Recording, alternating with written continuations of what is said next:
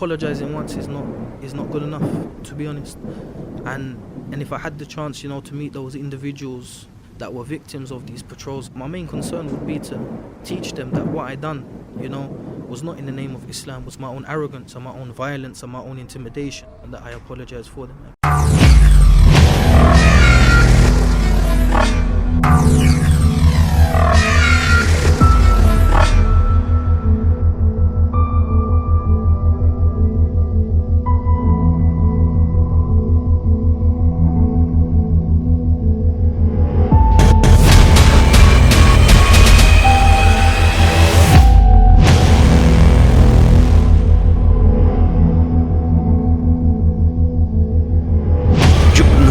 A 21-year-old convert to Islam. I hate everything that is associated to British society because it's all disobedient to the commandments of God, and every bit of British society will be in the hellfire on the Day of Judgment. The man on the right is Michael Adibawali. Soon the Sharia is going to be all over the whole world. Less than 5 months later, he murdered Soldier Lee Rigby in Woolwich. The other man is Royal Barnes. He's currently in prison for glorifying the soldier's murder. Before he was sent down for that and other crimes, he and Horner filmed their attempt to bring Sharia law to East London. Because you're walking through a Muslim area dressed like a fag, mate. You need to get out of it. Yeah, get out of it quicker then. To be honest, I could tell you openly and frankly, I didn't like non-Muslims. To be honest, even though you could have the nicest non-Muslim, in my heart he was somebody, on the lowest level of society. Do you understand? Do you understand what we're saying? It's a Muslim patrol. Muslim patrol, move away from the mosque. Move away from the mosque now. Obviously at that time, near the mosque, a lot of Muslims live in that area. For me, Muslims, that was our area, that's where we live. So people drinking alcohol, it was sort of violating the sanctity of our Muslim area. And at the end it became very dangerous. We don't respect those who disobey God. We don't respect them. We don't care if you're appalled at all.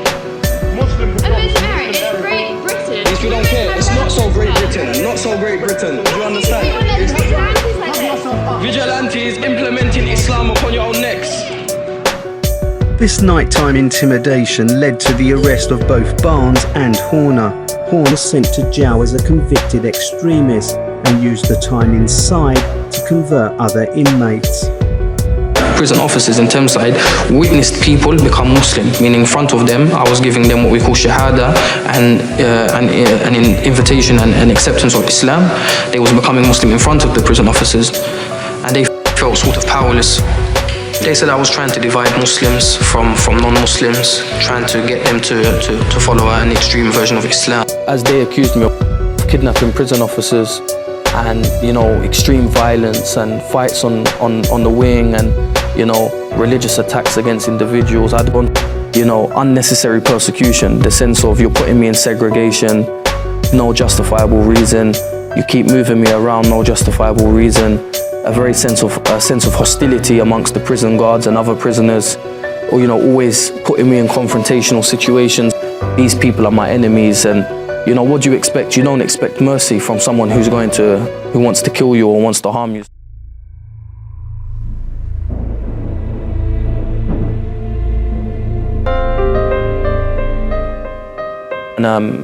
And that's how my first prison sentence went, and to be honest, it only sort of cemented my ideology. It didn't change it, There was no engagement from anyone inside the prison system to sort of, let's engage with this individual and sort of change him and, let's give him a chance. There was none of that. It was, this guy's a danger, this guy's a threat, and we need to use every sort of aspect of the prison system to persecute him and to keep him under control. And that's how my first 9 months in prison was. Horner says authorities tried de-radicalizing him using a psychological approach, telling him he was wrong. Nothing worked until he met Raja. If Usman Raja didn't exist, and if he wasn't working in the way that he is, then there would certainly be several tens of people out on the streets who would be trying to murder the rest of us. I'm Professor Michael Clark, and I'm the director of the Royal United Services Institute. And he gets these lads to understand that strength also goes with grace and sympathy and love. And that real strength, to be a real tough guy, you have actually to be a very civilized person. Against this basic problem, you have a magic recipe against this extremism? Yep. It's called love. It's called compassion. It sounds